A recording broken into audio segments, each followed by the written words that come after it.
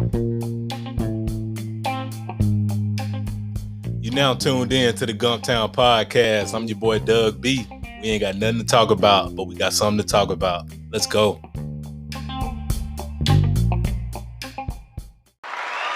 people. Welcome back to the Gumptown Podcast, episode 81. I'm your boy Doug B. If you tuned in to this podcast, thank you for your time and your attention. I really appreciate you giving this podcast a shot. Today's guest is the author of Both Sides of the Gun, Live By It, Die By It. I'm looking forward to this conversation. I'm sure we'll all be inspired by his story. Let's chop it up with DiJoun Jugg Powell. Jugg, how's it going, man? I'm good. How you doing, my guy? Glad to hear that, man. All is well on my end, too. First things first, thank you for taking time out of your schedule to chop it up with me a few minutes. I really appreciate it. I appreciate you for having me, man. Yes, sir. Of course, here to talk about your book, Both Sides of the Gun, Live By It, Die By It. But before we go there, let's get to know the man. Let's get to know the author. What's your story? Let's see. I was born in New York, raised in Atlanta. I moved to Tuskegee my senior year of high school. I was in the streets, but I had a guidance counselor who actually not a guidance counselor. I had a history teacher, and he pulled me to the side one day. And he was like, "Yo, you're going down the wrong path, whoop, whoop." But I always had good grades. I got in trouble and stuff like that, but I always had good grades. I always liked to read. I always liked history. So he pulled me to the side one day, and he was like, people like you make better teachers because you have a story that people can relate to. You don't look down on anyone, things like that. So I ended up going to college. I went to Alabama State for 3 years for history education. Ended up getting into some legal trouble. Had to, go back to the drawing board as far as what I wanted to do. Fell back in the streets for a couple of years. Then I ended up getting shot again. So after the last time I got shot, hey, I got to do something different. I launched a photography company. With me doing that, photography always been a passion, but I also had a passion for writing. So, hey, what can I write about? What better to write about than me? So that's where the book came about. Took me about a year to write it. Dropped about a week ago. I've been loving the results, loving the progress, the feedback I've been getting from my readers. So now here we are. Wow, man, powerful story. Appreciate your transparency and shout out to that guidance counselor for speaking life into you. I don't judge anybody's past, man. Things happen and we go through what we go through. But the most important thing is whatever you went through, you learn from it. And here you are now, man. Appreciate you sharing that story. Not a problem. Yes, sir. So let's back up a little bit. You mentioned that you attended the Alabama State University for 3 years. What was the HBCU experience like for you? It was dope, man. Around the time period, I went to Alabama State. That's when the roads was still open, so I did a lot of promoting. The mansion was just coming about. Doe B was just making the buzz. King South had a little buzz in Montgomery and throughout the state. So I did some traveling with them. Like I said, I promoted concerts, college parties. So Montgomery, Alabama State, it was like a home away from home. The city was embracing. I know a lot of guys from Montgomery. I stayed there for about 6 years before I moved back to Tuskegee. But Alabama State was cool, man. Like I encourage all young folk to go to college, try to see something different, try to make something of yourself. Even if you don't finish, just a lot of the people I met in college, I still have those connections to this day. So that was like a big plus. You know what I'm saying? No doubt, man. That's exactly what the HBCU experience was for me as well. Just like you said, you go to that school and you just meet a lot of people you still friends with to this day. You build those relationships, and it's like a large melting pot because you got people from the South, West Coast, East Coast. We all come together and create that dope experience. So that's dope. Your experience at Alabama State was dope, and you got a chance to travel around with Dobie, RIP to him, and King South. Yeah, the Rose Bowl, man. Nothing like that Rose Bowl, man. That was the time. That was some good times. That Rose was different, man. Hey, that Rose was different. No doubt, man. Great memories, great times, man. And that's what's up. Glad you enjoyed that experience. So you say you always had a knack for writing and reading and history and writing and writing. So it's pretty much no. So you're not surprised that you were able to create a book from start to finish. And I think it's so dope, man. Black authors coming together, putting out these books, these literary works. So outside of your guidance counselor telling you that, was anyone else in your circle that was pushing you to write this book? Now the book, that really just was, like I said, now after Jacoby published his book, Mhm. with us being so close, of course, I was like, damn, I could do that, but it really didn't hit me right then. I was just so proud of him getting his literature out there and things like that. I ain't really too much want to cloud his shine, but once the time was right, I did go ahead and start writing. He supported me the whole time, helped me out as far as any questions I had. He answered them. He was very supportive, and I appreciate that because a lot of times when you're trying to do something, folks don't really want to give you a lending hand. You know what I'm saying? So I appreciate the fact that he did take time out to assist me whenever I did need assistance. Yes, sir. That's dope, man. So, without giving away too much of the book, both sides of the gun, live by it, die by it. What is it about? So basically, it's a collection of personal experiences. I've been through a lot. I've seen a lot. The first time I saw witnessed a murder, I was actually 7. So the book talks about that. It talks about some of the results of gun violence, some of the emotions and feelings that come with the aftermath of it. Whether it be someone being deceased or incarcerated. Um, I opened up about the Dobie situation because I was there. I did witness that. Also, in addition to that, rest in peace to Kim Johnson and Tim as well. Um, let's see what else.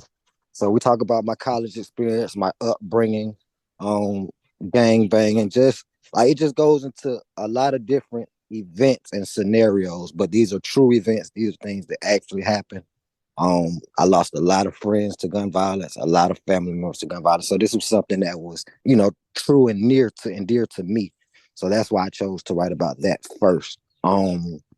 Basically just to get these kids to see, like, choose life. Nobody in my book died for anything that was worth them dying for. You know what I'm saying? Like, at some point, we got to choose to love each other and live because life is precious. And I feel like me being from the streets, people from the streets are accepted more because you don't have a politician telling you, like, you don't have a teacher beating it. This is somebody who's actually been through this and has made it through. So I feel like my perspective, my point of view will be a little bit more relatable to, what I'm saying? No doubt, man. I agree 100%. And that's dope that you wanted to educate the youth. You wanted to tell them to choose life. And the fact that you've been through what you've been through, like you said, you can speak to it, and youth is more relatable versus somebody who ain't never been through nothing. Like myself, I never had to be. I was never in the streets, never had to be in the streets, and I don't judge people that have to do what they got to do. Like I said earlier, so I would never go to a kid and be able to tell them, don't do this, don't do that. I could, but it hit different when it comes from somebody like yourself.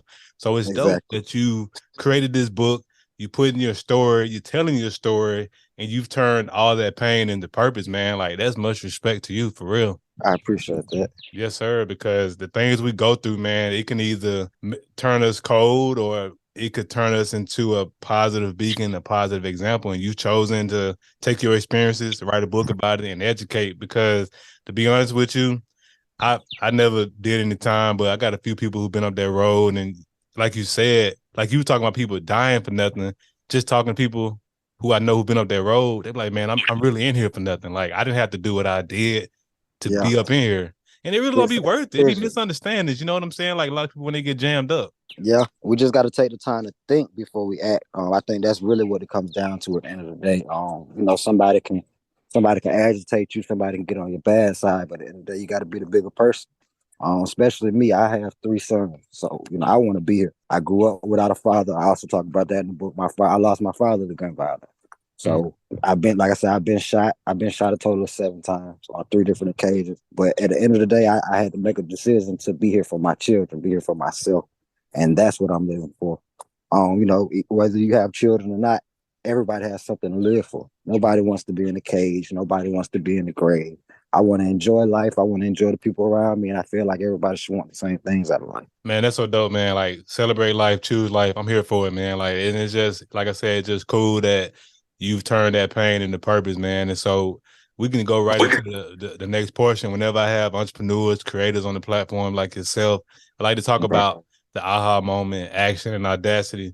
You've already talked about your aha moment, which sparked the idea to write the book.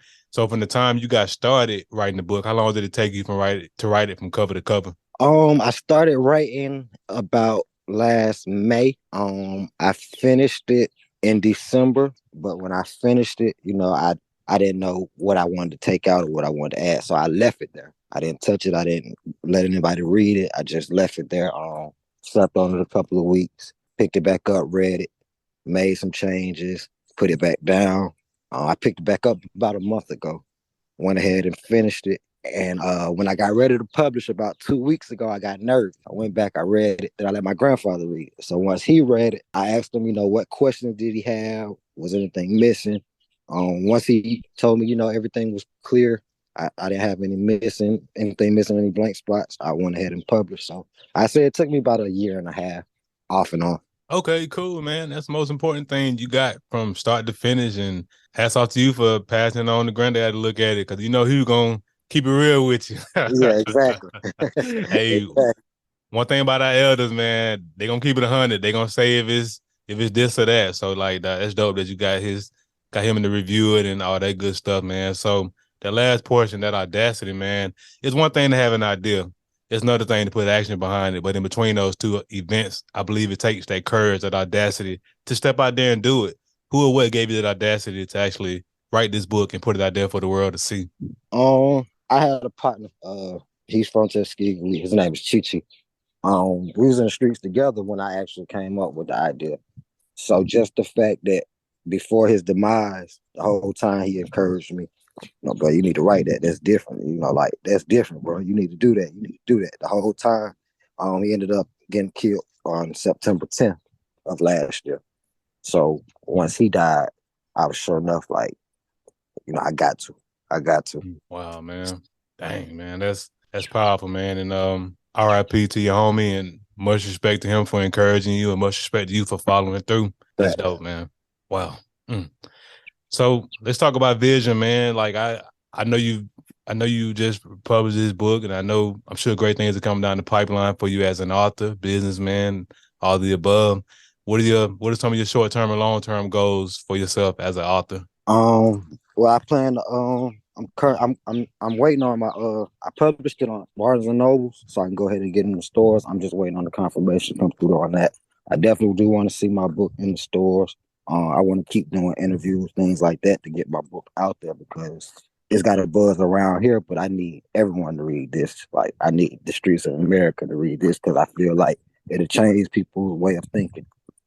We got to change the narrative somehow. I feel like this would be a good start for that, for the coach. I'm trying to sell a million. I'm trying to be a bestseller. So that's my vision with the author. Like I said, I still do photography.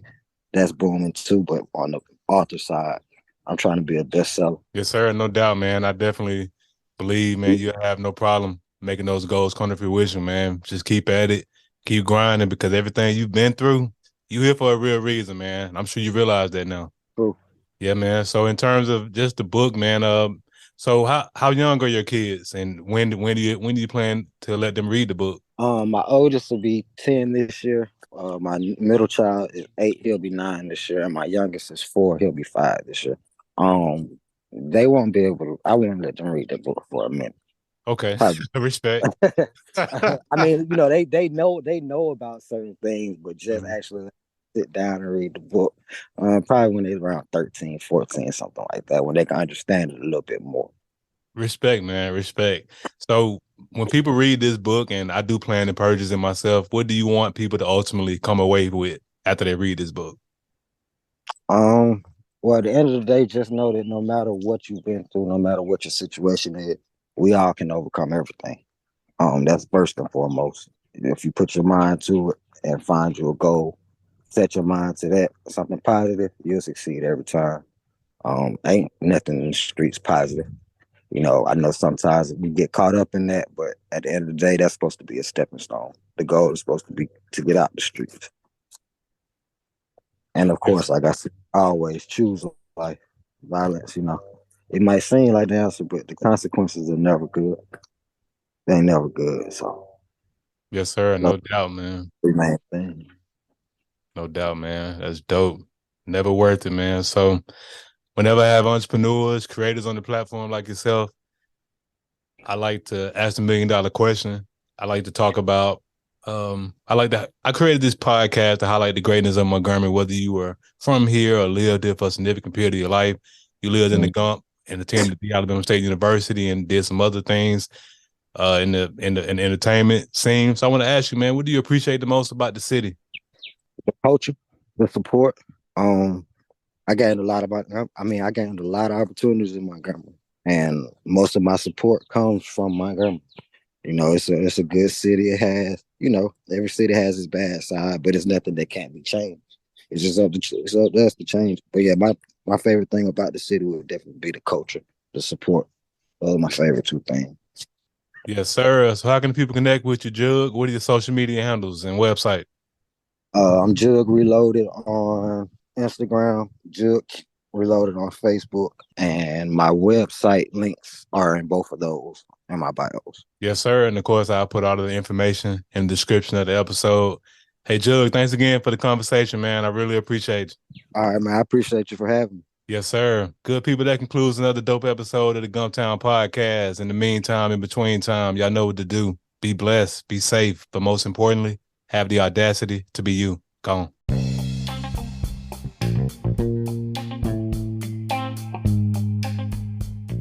Thanks again for tuning in. I appreciate your time and your attention. Until next time.